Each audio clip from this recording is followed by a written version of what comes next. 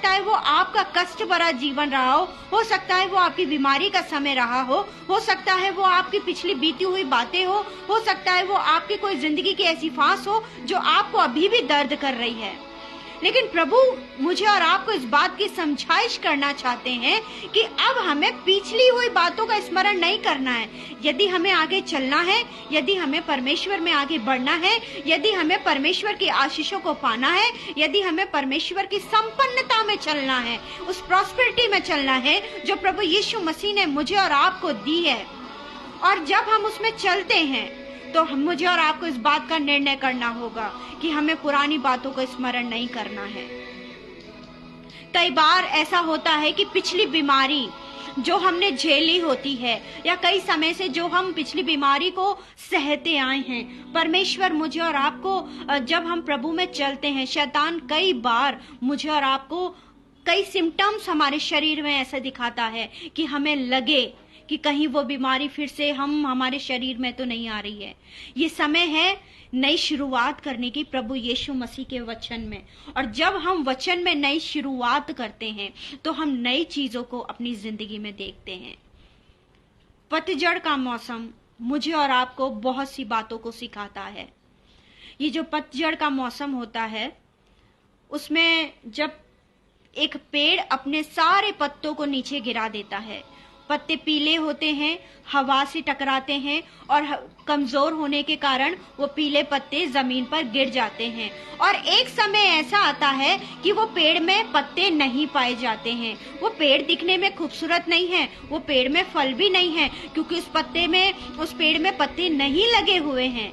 लेकिन कुछ समय बाद जब हम देखते हैं उस पेड़ में छोटी छोटी कोपलें आने लगती हैं, उस पेड़ में छोटे छोटे पत्ते आने लगते हैं, और वो पत्ते जब आने लगते हैं तो वो इस बात को सिखाते हैं कि नई शुरुआत के लिए हमें पुरानी चीजों को गिरा देना होगा। यदि एक पेड़ अपने पुराने पत्तों को, अपने पीले पत्तों को त्यागेगा नहीं, उन कमजोर पत्तों को त्यागेगा नहीं, जब तक वो नए पत्तों को नहीं पा सकता है, और अगर वो नए पत्तों को नहीं अपनाएगा तो वो फल को भी नहीं अपने जीवन में ले पाएगा।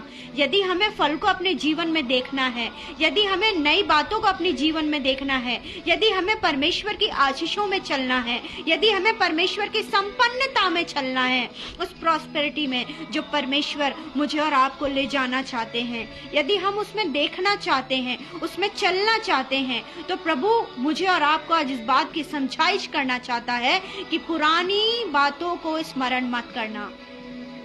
प्रभु का वचन सिखाता है कि अब बीती हुई घटनाओं का स्मरण मत करना।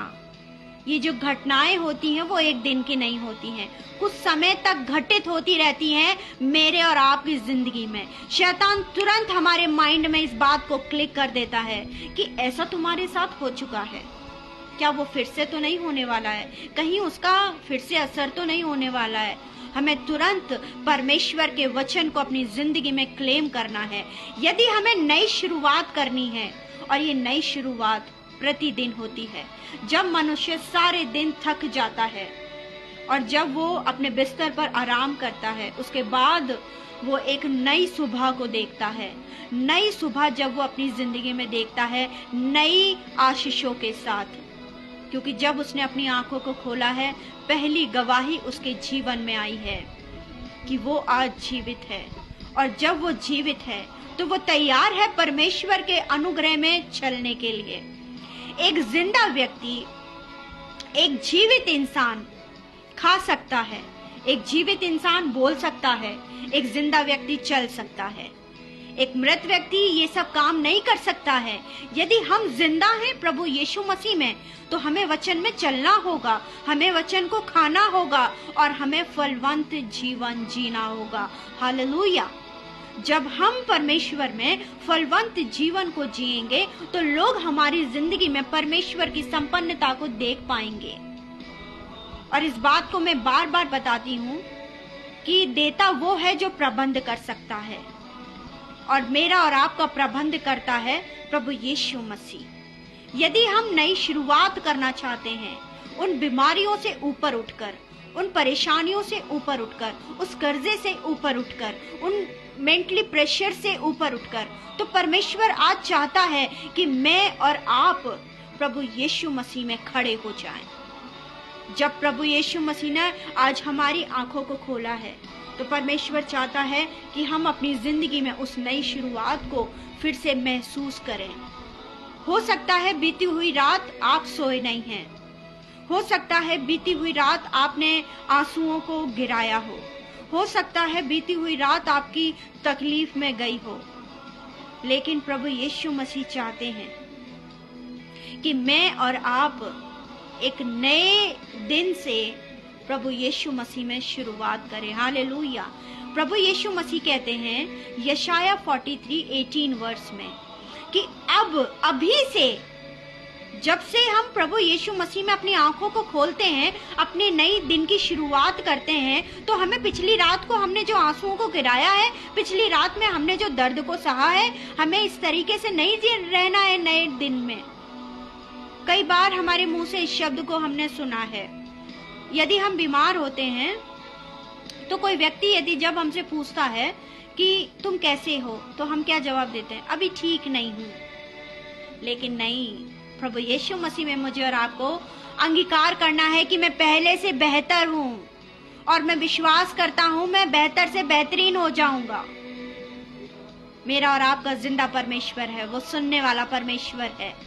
वो मेरे और आपकी जिंदगी में अपनी चंगाई को देता है, वो मेरे और आपकी जिंदगी में अपने अनुग्रह को देता है, वो अपने वचन की ताकत को मेरे और आपकी जिंदगी में स्वतंत्र कर देता है, ताकि मैं और आप अपने परमेश्वर में अपने विश्वास के कटोरे को बड़े होता हुआ देखें और उन बातों को अपने जीवन में लेता हुआ देखें। हालेलुया। परमेश्वर का वचन कहता है कि अब बीती हुई घटनाओं का स्मरण मत करो, ना प्राचीन काल की बातों पर मन लगाओ। ध्यान से सुनिएगा, ना तो तुम घटना को स्मरण करना और उससे भी पुरानी बातों पर भी तुम मन मत लगाना, क्योंकि जब हम विचार करते हैं घटनाओं का तो वो बातें हमारे मन कर जाती हैं, हमारे मन में घर कर जाती हैं कि ऐसा हुआ था, मैंने बहुत दुख झेला था, मैंने बहुत तकलीफों का सामना किया था, मैंने ऐसा किया था, मैंने वैसा किया था, और वो धीरे धीरे धीरे हमारे दिमाग पर कब्जा करने लगती हैं। ये शैतान का काम होता है, पॉजिटिव को मेरे और आपके दिमाग से निकाल देता है। एक दूसरा उदाहरण मैं और आप देखेंगे जेनेसिस चैप्टर में, जब हव्वा उस सर्प जब हव्वा से आकर के कहता है कि तू इस फल को खाएगी तो तू परमेश्वर की स्वरूप उसकी समानता में हो जाएगी। तो हव्वा, वचन कहता है दूसरे अध्याय में, हव्वा उस फल को देखती है और कहती है ये खाने में मन भाव है। और परमेश्वर का वचन मुझे और आपको बताता है कि हव्वा ने फल को खाया नहीं है, सिर्फ उस फल को देखा है और देखने मात्र से उसने इस बात को जान लिया कि यह फल खाने में उचित है और देखने में मन भाव है। कैसे उसे पता चला? परमेश्वर का वचन मुझे और आपको बताता है इस बारे में कि हव्वा ने अपने मन में विचार कर लिया है कि ये खाने में मन भाव है। हव्वा ने खाया नहीं है, सर्प ने सिर्फ उस वक्त तक कहा है कि यदि तू इस फल को खाएगी तो परमेश्वर के स्वरूप और समानता में आ जाएगी, तेरी आंखें खुल जाएंगी। परमेश्वर के वचन से मैं पढ़ रही हूँ Genesis chapter 2 verse 4 Genesis chapter 2 verse 4। तब सर्प ने स्त्री से कहा, तुम निश्चय न मरोगे, वरन परमेश्वर आप जानता है कि जिस दिन तुम उसका फल खाओगे उस दिन तुम्हारी आंखें खुल जाएगी और तुम भरे बुरे का ज्ञान पाकर परमेश्वर के तुल्य हो जाओगे। जब स्त्री ने देखा कि उस वृक्ष का फल खाने के लिए अच्छा है, परमेश्वर का वचन क्या कहता है? स्त्री ने देखा है, फल खाया नहीं है अभी तक। और परमेश्वर का वचन क्या कहता है कि जैसे ही स्त्री ने फल देखा, और परमेश्वर का वचन यहाँ कह रहा है कि उस वृक्ष का फल खाने के लिए अच्छा और देखने में मन भाव और बुद्धि देने के लिए चाहने योग्य है। 3 बातों को हम यहाँ देखते हैं कि जैसे ही हव्वा ने उस फल को देखा, कैसे इस बात को जान लिया कि वो फल खाने में अच्छा है। अभी तक उसने उस फल को खाया नहीं है, अभी तक उसने उस फल को टेस्ट नहीं किया है, उसने सोचा है। फल को देखा और देखते ही उसने विचार कर लिया कि ये फल खाने में अच्छा है।